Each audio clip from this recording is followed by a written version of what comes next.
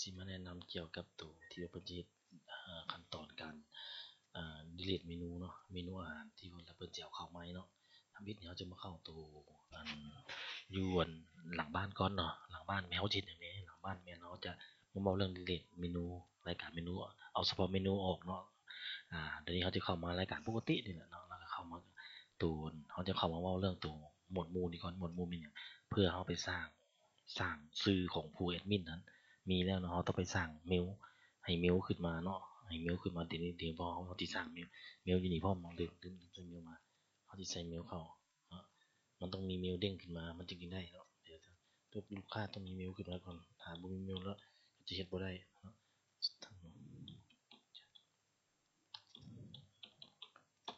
Gmail อันนี้มันเกี่ยวลืมสั่งเลยมีแต่วันที่สั่งแล้วกันตัวนี้มันก็หมายว่าเขามีนั่นแหละมีแต่ที่เขาเมลไปถามเลยเพื่อบ่ให้มันเสียเวลาเนาะมีแต่ที่ติ๊กเข้าไปเลยแล้วก็เฮ็ดไปตามตัวนี้เลย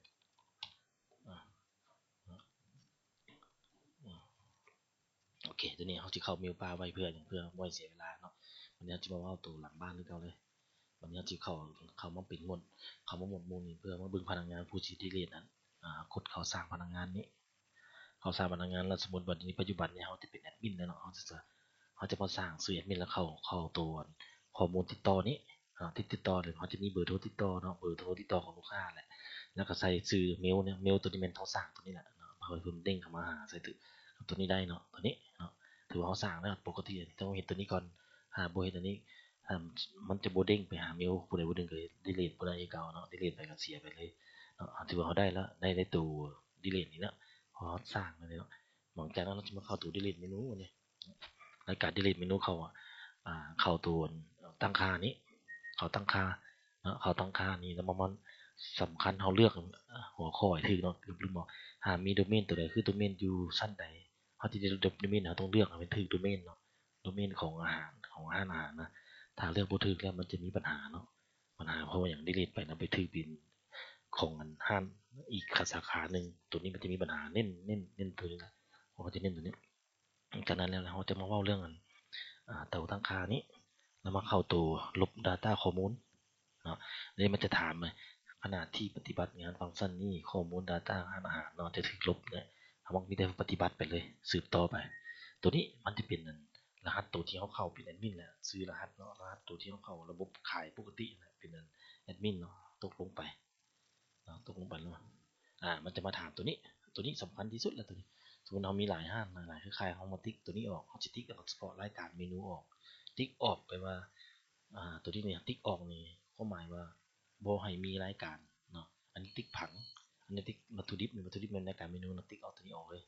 แล้วอันนี้ก็ป้าไว้เพราะอย่างถ้าอย่างดึกมันก็ติ๊กออกซื้อแล้วหลังจากนั้นก็เลื่อนมาหาตัวลบเพียงแต่ซื้อห้าอาหารตัวนี้เขาจะดึกซื้อห้าอาหารตัวนี้เนาะตัวนาโอกินี่เนาะนาโอกินี่ตัวนี้หลังจากนั้นเราก็มากดเข้าตัวนี้เพื่อมันล็อกตัวนี้ไว้เลยเนาะล็อกซื้อตัวนี้ไว้แล้วก็เราปฏิบัติไปปฏิบัติไปปุ๊บนะมันจะเดี๋ยวนี้มันจะเด้งไปเมลตัวนี้เมลสุดทนุนี้แล้วเข้าเป็นเมลนี้เนาะเพื่อนอย่างเพื่อนเลยเข้ามาเมลนี้จะเข้ามาเนี่ยว่า confirm delete the restaurant แล้วมันจะมาเดียวมันจะมี4ตัวนี้เนาะ4ตัวรหัส4ตัวนี้เอาตัวนี้รหัส4ตัวไปเข้าใส่กับระบบเนาะผ่านมาใส่ระบบนี้เนาะแล้วก็ปฏิบัติไปทีนี้มันจะโหลด data ไปเลยแต่ขั้นตอนตัวนี้แล้วเขาจะมาเล่าเรื่องตัว delete ปุ๊บเขาต้องไปเซตค่าพิมพ์เตอร์คืนเนาะพิมพ์เตอร์กับบูได้มีอย่างเนาะกับพิมพ์เตอร์เขาไปถ่ายรูปไว้ก่อนซื้ออันนี้มันกำลัง delete ระบบเนาะเดี๋ยวอันนี้มันจะถามว่าลบข้อมูล data สำเร็จแล้วเนาะตัวนี้มันกำลังมันก็จะหมุนไปลบตัวนี้ออกไป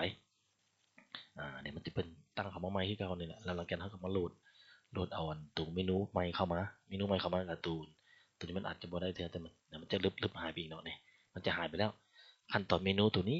เราจะเอาเมนูเข้าก็จะบ่ได้มีอย่างเนาะสมมุติว่าปัจจุบันนี้เมนูลูกค้าส่งมาแล้วเนาะส่งมาตัวใดก็ได้สมมุติว่าเฮาเช็ครายการเป็นถึกแล้วเฮาจะมาเข้าเลือกเอาตัวเมนูนี้เนาะเลือกเข้าตัวออปชันนี้แล้วมันโหลดข้อมูลเข้าเนาะโหลดข้อมูลเข้านี่ก็คือหมายว่าไฟล์ตัวที่เฮาสร้างมาแหละมันจะมีอยู่ไสเฮาไป select เอาเนาะ select เอาสมมุติว่าเฮามีไฟล์แล้วตัวนี้เฮาจะเลือกเอาตัวไฟล์ที่เขาเคยเฮ็ดมาแล้ว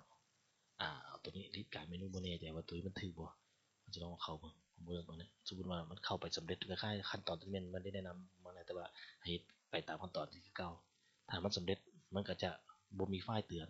ถ้ามันผิดพลาดแล้วมันก็มาแจ้งตัวอยู่นี้ตัวนี้ว่าถือว่าปฏิบัติได้ถือว่าโอเคตัวนี้ไปเลย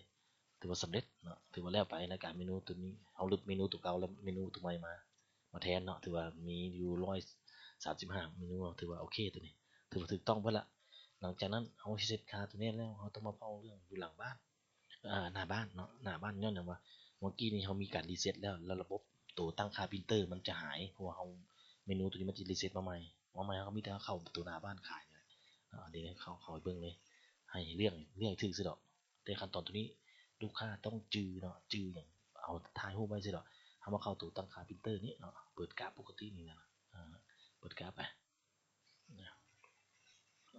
ใส่เวลาเปิดกราฟไปเนาะเมื่อกี้มันเป็นอันนั้นไหมเข้าไหมเพราะเขาดีลีทระบบมันจะบ่จื้อตัวนั้นใช้เวลาน้อยนึง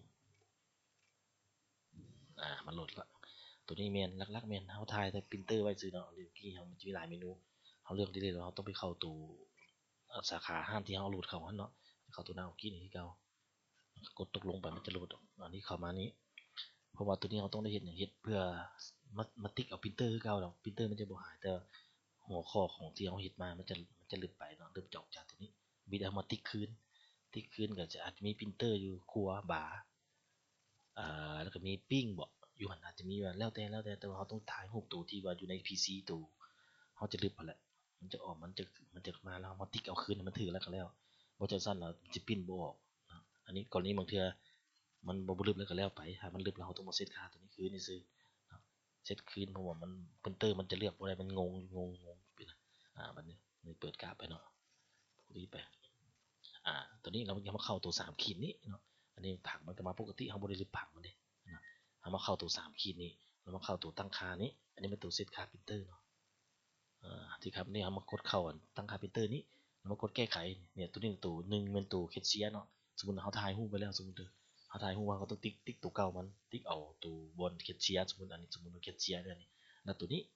มันก็ตัวนี้จะติ๊กเอาเคียวเขาเนี่ยนั่นนี่เป็นตัวเขาจะมี3ครัวเขาต้องเลือกมันถือแต่ละครัวนะตัวนี้สำคัญเป็นตัวนี้ถ้าเลือกครัวบ่ถือมันก็ปิ้นไปทางอื่นเนาะอันนี้เป็นตัวอย่างนะเจ้าสมมุติเรามี3อันเขาก็ติ๊กให้มันถือตัวแต่ว่าต้องถ่ายรูปก่อนสิลิบมันแหละลิบ data ทิ่มต้องถ่ายรูปตัวนี้ไว้ก่อนแล้วจากนั้นก็มีแต่บันทึกไปซื้อแล้วก็ถือว่าแล้วไปก็บ่ได้มีหยังละถือว่าเบิดวิธีการลึกเมนูแล้วเซตค่าพรินเตอร์ให้มันออกคือเก่าเนาะตอนนี้แม่นขั้นตอนนี่ซื้ออยากให้ไปลองเฮ็ดเบิ่งถ้าบ่ได้นะครับเดี๋ยวพวกเขาสิเช็คคืนซอยแต่ว่าก็อยากให้เฮ็ดเองเนาะตอนนี้โอเคถือว่าเบิดไปละมี2อันนึงแม่นก่อนสิลึกเมนูเนาะเราต้องมาเข้าตัวถ่ายรูปตัวตั้งค่าพรินเตอร์นี่ก่อนเนาะเพราะอย่างพอเขาให้เขาจื้อเด้เพราะว่าถ้าบ่จื้อตัวนี้เขาถ่ายมาเขากดปุ๊บมันจะมีให้เบิ่งเลยว่าถ่ายรูปไว้แล้วก็ถือว่าแล้วหลังจากนั้นก็กลับเข้ามามาหาหมวดหมู่เนาะหมวดหมู่นี่แม่นหมวดหมู่หยังเพื่อสิมาเบิ่งค่าผู้ที่ว่าจะดีเลทอันเนาะดีเลทเป็นผู้ใดก็ได้ที่เป็นแอดมินเนาะผู้ใดเข้ายูเซอร์ผู้นั้นเฮ็ดเลยก็ได้เนาะเดี๋ยวก็นี่ก็ย่ำคืนเอาก็มีแต่เข้าซื่อๆนี่สร้างเบอร์โทรแล้วก็เมลแล้วก็ถือว่าแล้วเนาะบันทึกไปก็ถือว่าจบแล้วก็การแล้วมันก็มาเข้าตัวตั้งค่าระบบนี้แล้วเข้าระบบ Data นี่อันนี้เป็นขั้นตอนต่อไปละก็ถือว่าแล้วเนาะอันนี้มันย่ำขึ้นซื่อโอเคลองไปเฮ็ดเบิ่งเนาะตัวนี้เป็นขั้นตอนวิธีการ